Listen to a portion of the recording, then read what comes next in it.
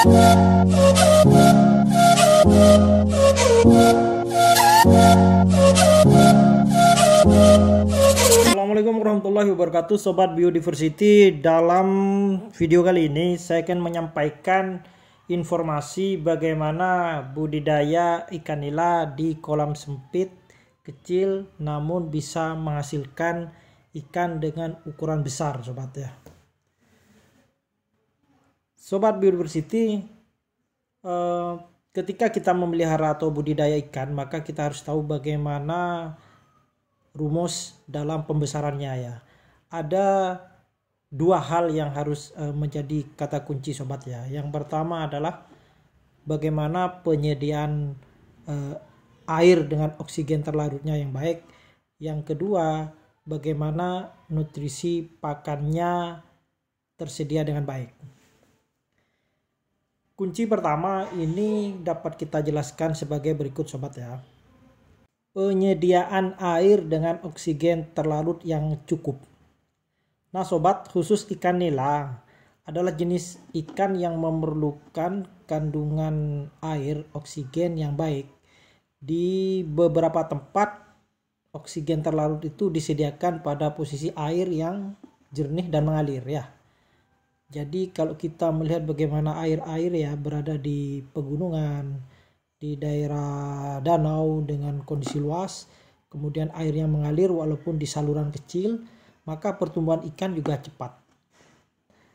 Namun ketika kita memelihara di tempat area wilayah kita, di sekitar lahan kita dengan kondisi ya ukuran 2x3, 1x1, maka tipsnya adalah kita bagaimana air itu tersedia oksigen terlarutnya secara cukup, yaitu dengan dua cara.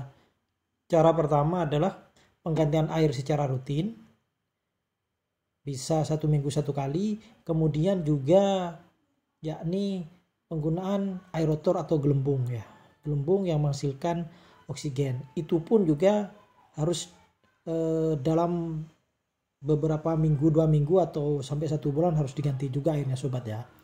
Begitu. Yang kedua adalah tipsnya adalah pakan, sobat ya. Pakan ini juga harus memenuhi nutrisinya ya. Nutrisi seperti pakan pelet yang sudah dijual ya, itu juga sebenarnya sudah memenuhi nutrisi. Namun jika ditambah vitamin maka juga mempercepat, sobat ya. Nah, begitu caranya. Artinya ketika dua hal kata kunci yang saya bilang atau tips itu ya, seperti air dan pakan terpenuhi, maka pertumbuhannya bisa maksimal, sobat ya.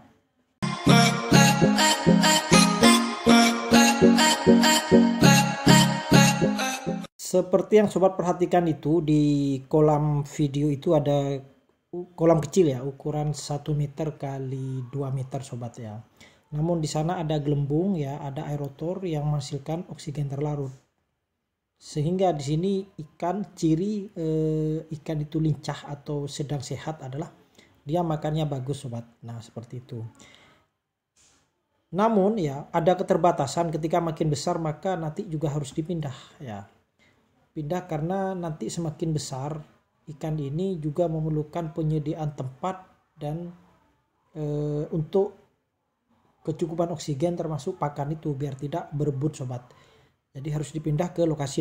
Nah, dipindah ke tempat yang lebih luas seperti ini, sobat. Karena jika tetap dibiarkan ke lokasi yang pertama maka pertumbuhannya juga kecil karena faktor oksigen dan perebutan makanan, sobat. Begitu sobat ya tipsnya, semoga bermanfaat. Assalamualaikum warahmatullahi wabarakatuh.